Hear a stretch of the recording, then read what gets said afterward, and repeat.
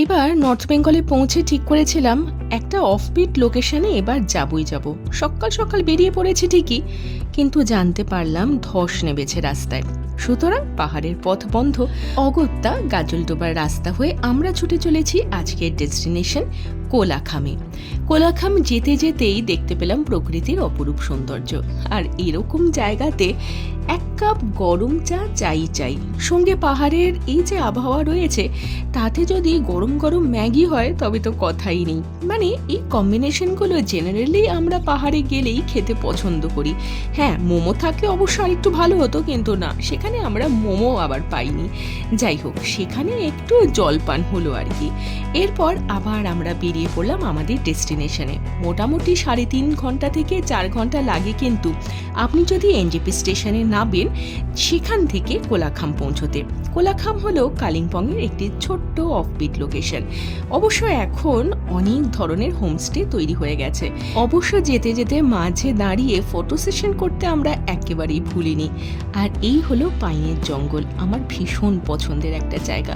তবে আগে ভাগে বলে রাখি যে লাভা থেকে আপনি যখন কোলাখামে টার্ন নেবেন তারপর 8 কিলোমিটারের মতন রাস্তা বড্ড খারাপ। আমি অবশ্য খারাপ রাস্তা সহ্য করতেও রাজি আছি যদি এমন একটা ডেস্টিনেশন হয়। দেখুন না, রুমের বাইরে কি সুন্দর পাহাড়টাকে দেখা যাচ্ছে।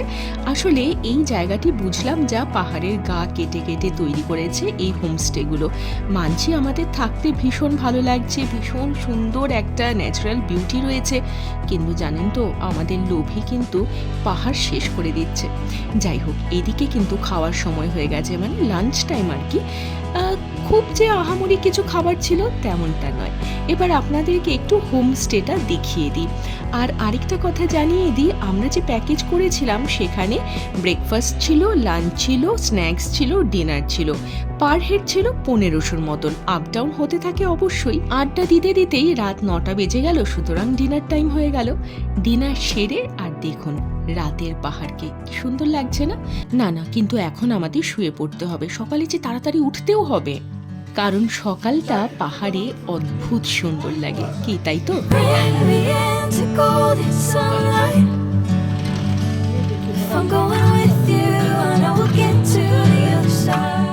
ভালোই তো আড্ডাটা চলছিল, কিন্তু এই যে জানতে পারলাম ব্রেকফাস্ট অলরেডি তৈরি হয়ে গেছে। এবার তাড়াতাড়ি করে রেডি হয়ে ব্রেকফাস্টটা সেরে নিতে হবে, কারণ আজকে ইচ্ছে আছে আবার আশেপাশে কোথাও একটু যাওয়ার। আমরা তো ব্রেকফাস্ট করে নিলাম আলু পরাঠা দিয়ে, তবে আরও কিছু অপশান ছিল, এগুলো সবই থাকবে ডেসক্রিপশনে। তো এখন মোটামুটি 10টা বেজে গেছে, 10:30 বাজে। আমাদের চেক আউট টাইম হয়ে গেছে। একটা রাত আমরা ভালোই কাটালাম। তবে একটা কথা কি বলুন তো, এখানে যদি আপনারা আসেন না, তাহলে এখানে ছোটোখাটো একেবারেই দোকান নেই, মার্কেট নেই, শুধুমাত্র নেচারের যে বিউটি রয়েছে সেটা যদি এনজয় করতে আসেন তাহলে একদম পারফেক্ট, ভীষণ ভালো লাগবে। তবে রাতের বেলাতে আমাদের একটা ভয়ের কারণ হয়ে দাঁড়িয়েছিল, হঠাৎ করেই দেখলাম যে আর্থকুয়েক হয়েছে। সেটাতে আমরা একটু ভয় পেয়েছিলাম ঠিকই, তবে কারণ একটা আফটার শক হয়। তবে আমাদের যিনি এখানে কেয়ারটেকার রয়েছেন তিনি বললেন যে না, এখানে এটা নর্মাল, এতে ভয়ের কিছু কারণ নেই। তো তারপর যাই হোক, একটা অ্যাডজাস্ট হয়ে গিয়েছে, রাতটা মোটামুটি ভালো কেটেছে। এখন ওই জুনের শুরু, অথচ তাও এখানে বেশ ঠান্ডা রয়েছে। সুতরাং বুঝতেই পারছেন, আপনারা যদি অন্য সময়ে আসেন এখানে ওয়েদারটা যে কেমন আছে, কেমন হতে পারে সেটা বুঝতেই পারছেন, ঠান্ডা রয়েছে। আপনারা যদি এখানে আসেন গরম জামা কাপড় অবশ্যই আনতে পারেন। এটা একেবারেই অফবিট লোকেশন। হ্যাঁ, অফবিট লোকেশনে আপনারা ডোন্ট এক্সপেক্ট বিশাল কিছু।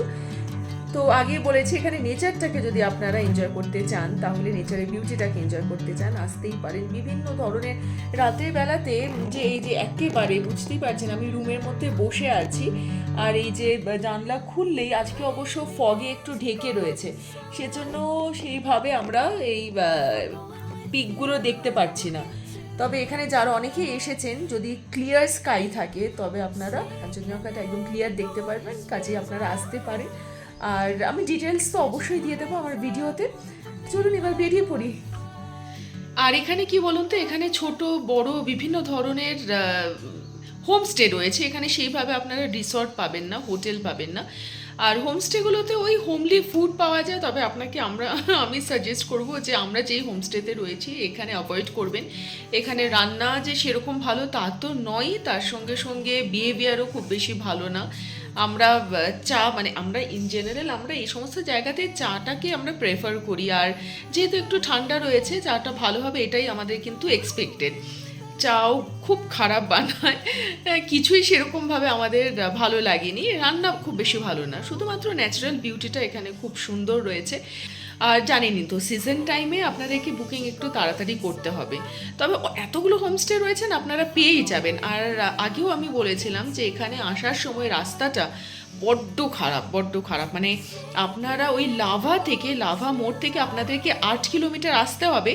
8 কিলোমিটারের মধ্যে আমার ধারণা 6 কিলোমিটারই আপনারা খুব খারাপ রাস্তা পাবেন, আর বাকি 2 কিলোমিটার হয়তো মোটামুটিভাবে ভালো পাবেন। জার্নিটা একটু কষ্টকর, এছাড়া আর এমনি সব কিছুই ভালো রয়েছে। যদি একটু বয়স্ক মানুষ হন বা যাদের পায়ের প্রবলেম রয়েছে তাদের জন্য বলবো যখন আপনারা আসবেন একটু চিন্তাভাবনা করে আসবেন, যাতে এই যে ঝাঁকুনিটাতে বা এই যে এতটা রাস্তা খারাপ আছে তাতে যদি আপনার কোনো অসুবিধা না থাকে তাহলে আসতেই পারেন। আর ওই বললাম যে এবার তো সময় শেষ, এবার আমাদেরকে বেরিয়ে যেতে হবে, 10টা বেজে গেছে, 10:30 পৌনে 11টা প্রায় বাজতে যায়। তো আমরা এখন বেরিয়ে যাই, এরপর আমরা কোথায় যাচ্ছি সেটা দেখাবো, সঙ্গে থাকুন। হলো না, যেখানে যাব বলে ঠিক করেছিলাম মানে ডাবলিং ভিউ পয়েন্টে, লোলেগাঁওয়ের খুব কাছেই রয়েছে, আর এন্ট্রি ফি 40 থেকে 50। এটা একটা স্কাই ওয়াক, ভেবেছিলাম সেখানেই যাব।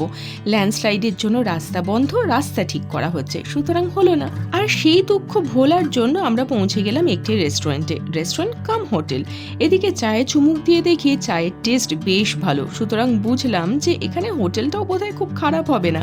সুতরাং আপনাদের সঙ্গে তো একবার শেয়ার করতেই হচ্ছে এই রুমগুলো।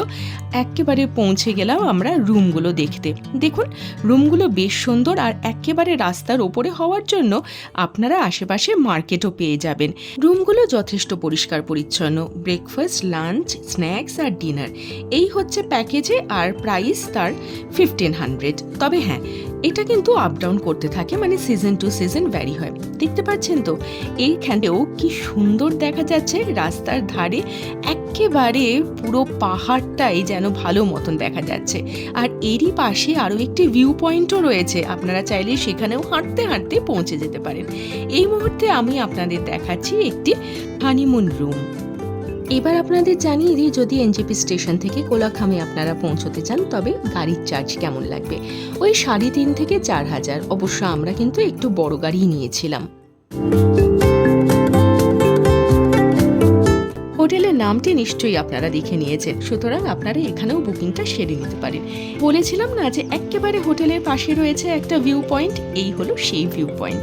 চলুন এই ভিউ পয়েন্ট দেখতে দেখতে এবার আপনাদের থেকে বিদায়টা নিয়েই ফেলি, কারণ আর সময় নেই, ফিরে আসবো আরও একদিন একটু জানা কিংবা অজানা কোনো ডেস্টিনেশন নিয়ে। আজকের মতন বিদায়। আর যদি ভিডিও ভালো লাগে তবে প্লিজ লাইক, শেয়ার আর সাবস্ক্রাইবটা করতে একদমই ভুলবেন না। খুব ভালো থাকবেন, সকলকে ভীষণ ভালো রাখবেন। আজকের মতন টাটা।